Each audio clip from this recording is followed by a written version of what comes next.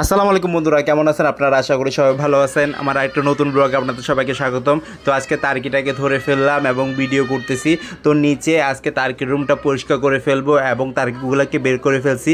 তো আজকে তিনোটা টার্কিকে বের করে ফেলছি। আর কেজের মধ্যে অন্যান্য যে পোষা প্রাণীগুলো লালন পালন করি ওগুলো দেখাবো, রাজহাঁসগুলোকেও দেখাবো। তো টার্কিটাকে দেখুন, টার্কিটা একবার আমার এখানে বসে আছে আর ভিডিও করতেছি।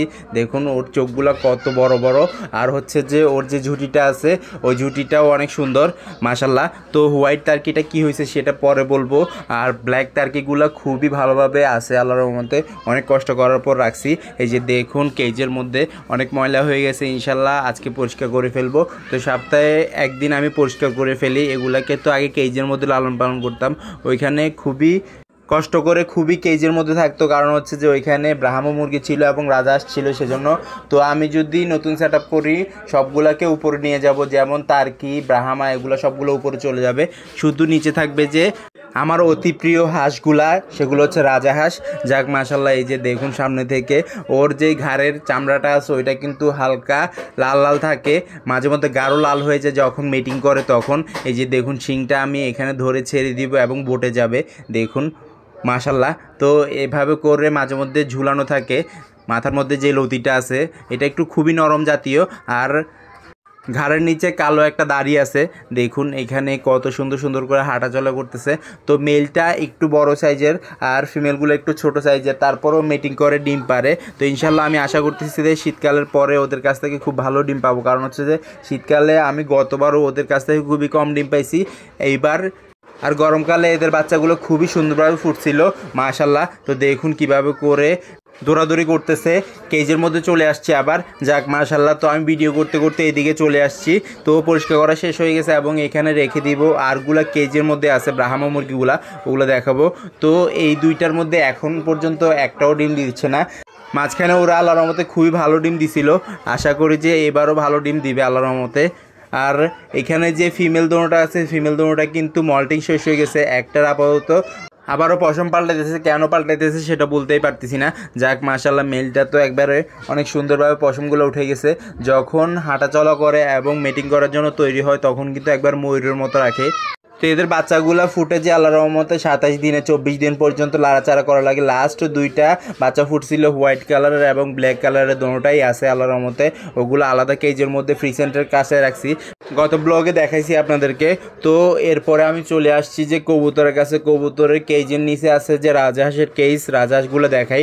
এই যে দেখুন রাজহাঁসগুলো খুবই লম্বাভাবে উপরের দিকে মুখটা উঠে রাখছে। তো এই কেজটা থেকে ওদেরকে বের করে দিব ইনশাল্লাহ। আর কেজটা একটু কাজ করতে হবে, কারণ হচ্ছে যে চারো সাইড দিয়ে ইঁদুরে কেটে ফেলছে, ইঁদুরে কেটে প্লাস্টিকগুলা এবং এখান থেকে ব্রাহ্মা মুরগির ডিমগুলা খেয়ে ফেলতেছে। সেই জন্য এই যে দেখুন ব্রাহ্মা মুরগিগুলো এখানে মোরগ মুরগি সবগুলো আছে। তো তিনটা মুরগি আছে, দুইটা মোরগ আছে। আমি চাচ্ছি যে একটা মোরগ সরাই ফেলতে, দেখা যায় কি করি না করি। যখন এগুলাকে নতুন সেট আপে নিয়ে যাব আল্লাহর রহমতে সরাই ফেলবো। তো হোয়াইটগুলাকে একসাথে রাখবো নাকি আলাদা করে রাখবো সেটাও দেখতে পারবেন ইনশাল্লাহ ভবিষ্যতে। তো চ্যানেলটা সাবস্ক্রাইব করে দিবেন অবশ্যই। এই যে দেখুন এটা হচ্ছে যে বড়টা আর ওগুলো হচ্ছে ছোট। আর তারপরে আমি এই সাইডে চলে আসি, কারণ হচ্ছে রাজহাঁসগুলো কামড়াইতেছিল আমার হাতের মধ্যে, সেজন্য। যাক মাশাল্লাহ আলহামদুলিল্লাহ, দোনোটা হোয়াইট কালার রাজহাঁস আছে। গতবার একটা ডিম পাইছিলাম শীতকালে, এবারও আবার ডিমের আশায় আছে ইনশাল্লাহ। হঠাৎ করে একদিন শুক্রবার সকালে উঠে দেখছিলাম যে আল্লাহর রহমতে ডিম, ইনশাল্লাহ এবারও পাবো। দেখা যাক কত দিনে পাই, আপনাদেরকে জানাবো আপডেট। আর এখানে দেখুন ব্রাহ্মা যেই মেলটা আছে, মেলটা কিন্তু সামনে চলে আসছে। এই মেলটা আমার সাথে মারামারি করে, আর ফিমেল তিনোটা ডিম দিত কিন্তু এখন আপাতত ডিম দিচ্ছে না। তো মাঝখানে ওদের কাছ থেকে খুব ভালো ডিম পাইছি, বাচ্চাগুলোও বিক্রি করছিলাম। পরবর্তীতে কেজটা ভালো মতো রাখছি, হয়তো বা ইঁদুরের ডিস্টার্বের কারণে মারামারি করে ডিমগুলো ভেঙে ফেলছে। আল্লাহর রহমতে এখন কেজটা সরাই ফেলছি, ইনশাল্লাহ 2-1 দিন পর আবার দিয়ে দেবো, কারণ হচ্ছে যে ওরা মিটিং করতেছে। মিটিং করার 1 সপ্তাহ নয়তো বা 2 সপ্তাহ পর ওরা ডিম পাড়া শুরু করে দেয় আল্লাহর রহমতে। আর ডিম পাড়ার সময় হইলে আল্লাহর রহমতে ওরা কিন্তু ডাকাডাকি বেশি করে ফিমেলগুলা।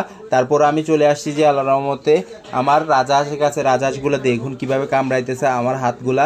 তো এভাবে যখন আদার দিতে আসি মানে খাবার দিতে আসি তখন ওরা কামড়াকামড়ি করে। তো এই কামড়াকামড়ি অনেক ভালো লাগে আমার কাছে, কারণ হচ্ছে যে অনেক আদরের। ওর ঠোঁটগুলো হচ্ছে যে প্রচুর শক্ত, আমার আঙ্গুল কামড়াই ফেলে। আর ওদেরকে খাবারের মধ্যে দিচ্ছি যে চিরা এবং ভুসি মাশাল্লাহ। তো এরা যখন ডিম পাড়া শুরু করে দিবে এদের এখানে একটা বল দিয়ে দিব, নয়তো বা অন্য জায়গায় দিয়ে দিব, কারণ হচ্ছে যে এখানে ইঁদুরে ডিস্টার্ব করে বেশি। তো বাচ্চা ফোটার সাথে সাথে ওরা কিন্তু আল্লাহর রহমতে এগ্রেসিভ হয়ে যায়। আর এইবার সম্পূর্ণ বাচ্চা ওদের কাছ থেকে আমি বড় করার চেষ্টা করব, দেখা যাক কী করি না করি। এই যে দেখুন কিভাবে কামড়াচ্ছে, একবারে আমার হাত কামড় দিয়ে ধরতেছে, তারপরে ডানা দিয়ে মারতেছে। তো এভাবে করে রাজহাঁসগুলার কামড় কে কে খাইছেন সেটা কমেন্ট বক্সে কমেন্ট করবেন।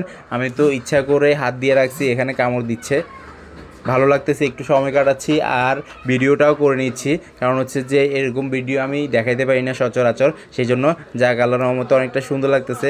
আরেকটা কথা সেটা হচ্ছে যে মেলগুলাই কিন্তু এগ্রেসিভ হয় এবং কামড় দেয়, ফিমেলগুলো কিন্তু কামড় দেয় না। আর যখন ওরা এগ্রেসিভ হয়ে যায় তখন কিন্তু দৌড়াইতে দৌড়াইতে কামড়ায়। দেখুন ওদের চোয়ালটা অনেক শক্ত, সেজন্য তো ঠিকমতো ধরতে পারতেছে না, সেজন্য ভালো মতো কামড় দিতে পারতেছে না। যদি ধরতে পারে তাহলে কিন্তু ওই দিক দিয়ে রক্ত জমে যায় যেখানে কামড়টা দেয়। আল্লাহর রহমতে আমি তো ওই সুযোগটা দিচ্ছি না, তারপরেও একটু মস্কারি করতেছি ওর সাথে, মাশাল্লাহ। এই কেসটার মধ্যে আল্লাহর রহমতে এক পাশে রাজহাঁস, আরেক পাশে আল্লাহর রহমতে ব্রাহ্মা মুরগি। প্রথমে তো তার্কি রাখছিলাম একসাথে ব্রাহ্মার সাথে, যখন ইনকিউবেটর থেকে বাচ্চাগুলো ফুটাইছিলাম তখন, মাশাল্লাহ এখন আল্লাহর রহমতে রাজহাঁসগুলো আর ব্রাহ্মাগুলো আছে। এইখানে যে ছোট্ট রঙের লাল রঙের মুরগিটা দেখতে পাইতেছেন, এটা হচ্ছে সম্পূর্ণ দেশি মুরগি। এই এক পিস আমার ইনকিউবেটর থেকে ফুটছে, ওইটা রেখে দিছি মাশাল্লাহ। তো এইটাকে আলাদা করে বড় করতেছি, নিচে রাখতেছি, সেজন্য সচরাচর দেখাইতে পারি নাই। আল্লাহর রহমতে আজকে নিচে ছেড়ে দিছি এবং পরিষ্কার করে ফেলতেছি, সেজন্য দেখাইতে পারছি। দেখুন কতটা অ্যাক্টিভ, কতটা দৌড়াদৌড়ি করতেছে।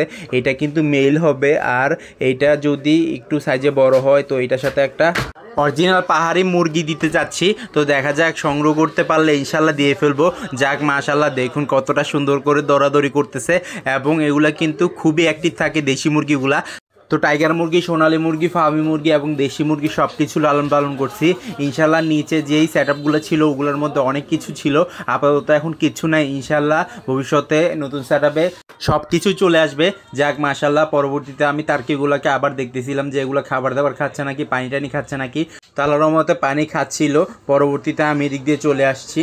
তো মেলটা আল্লাহর রহমতে খুবই অ্যাক্টিভ মাশাল্লাহ। তো এদের ডিমের আশায় আছি ইনশাল্লাহ। তো আমার ভিডিও যদি ভালো লেগে থাকে লাইক কমেন্ট শেয়ার করবেন, যারা সাবস্ক্রাইব করেনি সাবস্ক্রাইব করে দিবেন, আর যারা সাবস্ক্রাইব করছেন তাদেরকে অসংখ্য ধন্যবাদ। ইনশাল্লাহ আবারও দেখা যাবে নতুন কিছু নিয়ে। আল্লাহ যেন সবাইকে সুস্থ রাখে, সবাইকে বিপদ থেকে রক্ষা করে, এই দোয়া আজকে বিদায় নিচ্ছি। আল্লাহ হাফেজ। তো টার্কিটাকে নিয়ে আল্লাহর রহমতে বসেছিলাম, অনেকক্ষণ ধরে ভিডিও করছিলাম, তো সামান্য কিছু যাক আল্লাহর রহমতে দেখুন কতটা আদর করতেছি। তো ছোট্টোবেলায় ওদেরকে ইনকিউবেটর থেকে বড় করছি আল্লাহর রহমতে খুব সুন্দরভাবে। ওদের ব্রিডিংটা হয়েছিল ড্রামের মধ্যে, এবং আল্লাহর রহমতে কত বড় হয়ে গেছে দেখুন জুটিটা একবার, মাশাল্লাহ একবারে লম্বা টাইপের। তো নেক্সট টার্গেট আমার ইনশাল্লাহ উট পাখি লালন পালন করার, ইনশাল্লাহ উট পাখি নিয়ে আসবো, আপনারা দোয়া করবেন।